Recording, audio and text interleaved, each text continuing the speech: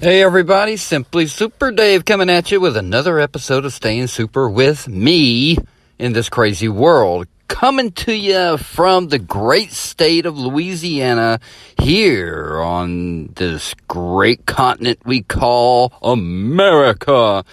On this incredibly crazy planet we call Earth, spinning out of control in this crazy universe we call life. One big bubble of craziness. Oh my gosh. All right, I was doing some thinking. I read a post about a quote from Jerry Garcia. Actually, no. It was Jerry Garcia in a video speaking about rap when it first kind of broke out on the scene in the late 80s and early 90s, okay? Maybe even early 80s. I mean, it's been around, all right? It's not like it hadn't been. All right, but here's the deal. He said it wasn't music. Okay, he kind of insulted it a little bit. And I get where he's coming from, because a lot of rappers, like Eazy-E is a very good example of a very famous rapper who had no clue how music business worked, picked up an instrument or anything. He may have developed into that, which is awesome. I mean, that was the cool part about Eazy-E, is that you got to see him become an artist and give up life on the streets. I mean, that is a pretty cool fucking bit of inspiration to put out there. And what Jerry didn't get, because Jerry lived in such a wonderful time in the 60s and the 50s and the 40s when life was a little bit more simpler. Yes, it was dangerous. They lived through hard times, but who hasn't, right? It's just different. It may not be comparable, like physicality, for example, but that time could come for everybody. You never know when things get physically hard for everybody to deal with. And what I mean by that is, like, just imagine real climate change, because it happens. It's been happening for millions of years on this planet, and it's going to continue happening after we're long gone. So get that through your head. But let's go back to the Jerry. See how I wade right off the path there. But let's go back to Jerry Garcia and his, critiquing of rap. What Jerry didn't get is that what rap really does, it takes the music that is out there. Now, don't get me wrong. There is some original beat makers out there, okay? I mean, but let's face it, at this point, what hasn't been done, right? But so it has to be done differently, and it has to come at you from a different angle if it's going to catch your attention or really resonate with you. And each generation has their music artist and whatever, but where we're at now, considering how this country has pretty much taken every cultural difference and melted it together, and even through music, and finding out the truth about, like, musicians who owned their own music and did what they wanted to do, compared to the musicians that were pushed by main media and advertising and corporations. And always remember, your corporation is always going to be the root of most of our problems in this country. But what Jerry didn't understand was, at that point in time, in the 80s and the 90s, the black community had a voice finally in music that wasn't censored by a bunch of old white men.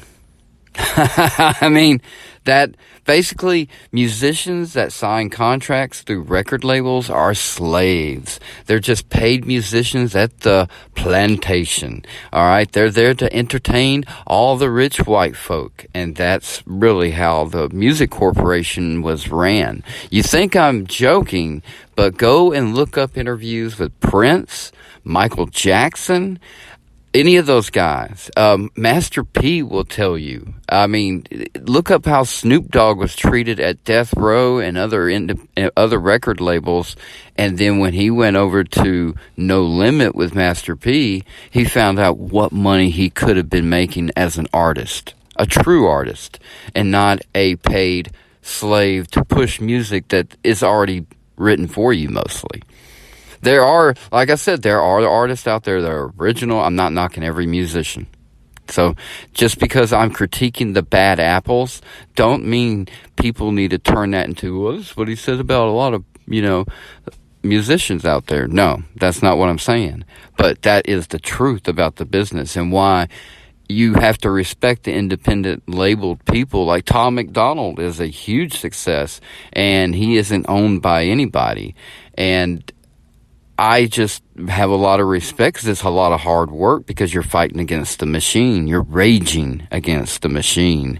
And what Jerry didn't get in the 80s and 90s is that what rap did was add another level of thoughtfulness to the music that already existed, that has been censored for many years. You can listen to any rock song talking about sex or rock and roll or drugs, but they can't say it out loud and straight to the point. The 80s and mostly the 90s is where we broke that barrier down in music. That's where the explicit labeling came from. All that came from the 90s because rap broke down the chains that held the music industry together. And what Jerry doesn't really fucking get, and I love the Grateful Dead, blah, but you know what? No, I really don't, because it's not my generation's music. I respect the Grateful Dead. I hear good music by them, but it doesn't do it for me, okay? Just not there, all right? But I love the legend and the myth of the band. I've watched their history or whatever. I like Jerry Garcia, but what I disagree, just because he's a great musician on stage doesn't mean whatever he says is right or he's got a valid point. He has a limited viewpoint. Again, a celebrity trying to tell people what rap is. Okay, you don't have time to listen to music. You're a fucking musician. You're doing your own guitar thing over there on your own, okay? So don't worry about what rap is doing. But, good honest answer. I respect you for that, but you're wrong. They are musicians. They take the music to a different level. They put a voice out there that is current and maybe take something that you did back in the day and make it popular again.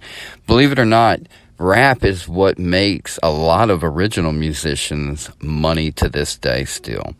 They don't understand how they took it just to another level.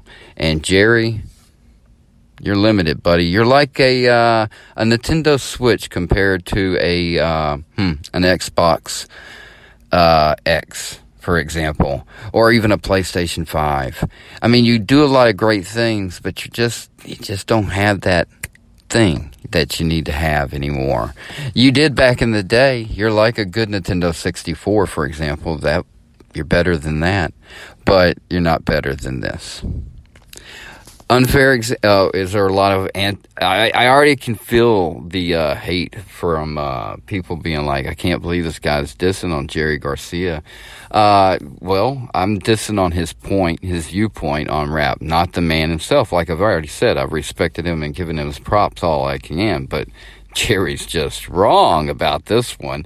And so that's my viewpoint on that. I was thinking about it on the way home, and I thought, you know what? How does everybody feel about that? I mean, is it a cultural dislike for the music that if you haven't listened to rap, have you not tried like the varieties or maybe going back in time? Because really any of it, from the late 80s, even the 90s, somewhere in the mid 90s, it finally started picking up its own independent beat.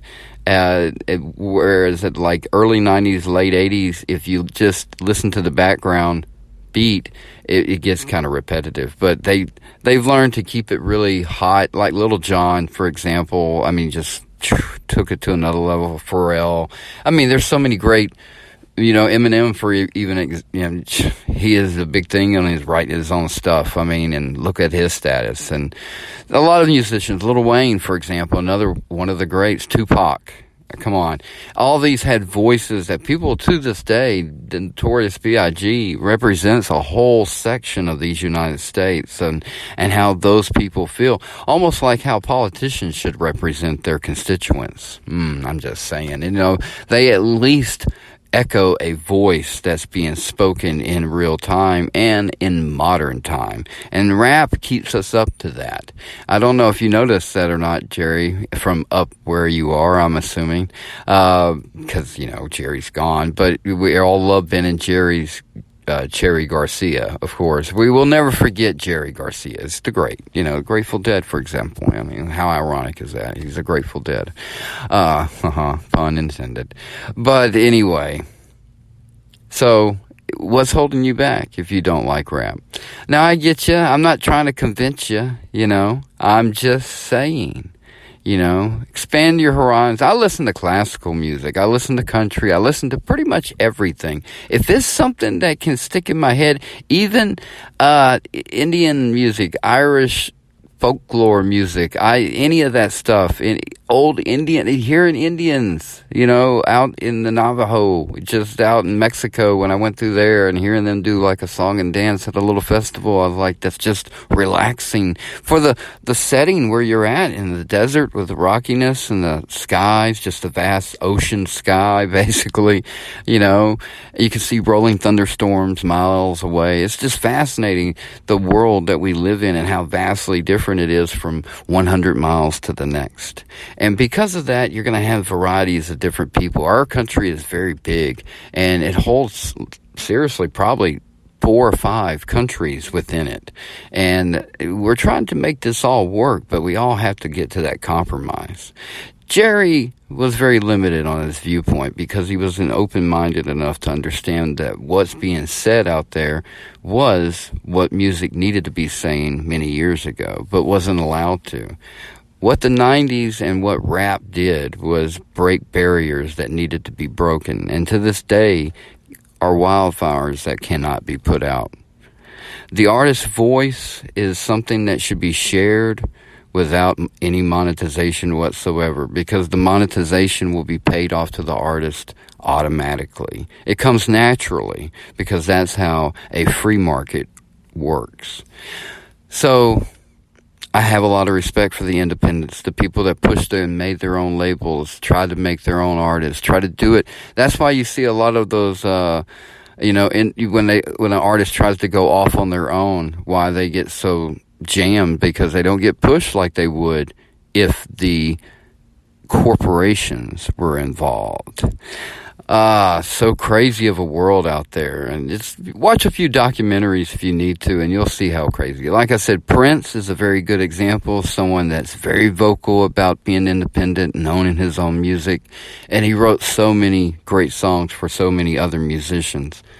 And then you, of course, have Michael Jackson, one of the great legends of all time, that was literally smeared to death, because he owned Sony's catalog of music, at least half of it. And the Beatles, his music, all of it was his. And Sony couldn't touch it, couldn't do what they want with it unless Michael said okay. And that just shows you how crazy the world works. And, TLC was one of the greatest R&B groups of all time. And their first album was huge. I mean, so huge. And even, I think, their second album, I think they went 2 albums in, if not 3, where they didn't make they filed bankruptcy. That's how screwed over they got by their contract, by their music representation in the corporate world. But we all know TLC, and we all know their music. So many. Look up the conspiracy theory behind Left Eye's death, aka possible murder.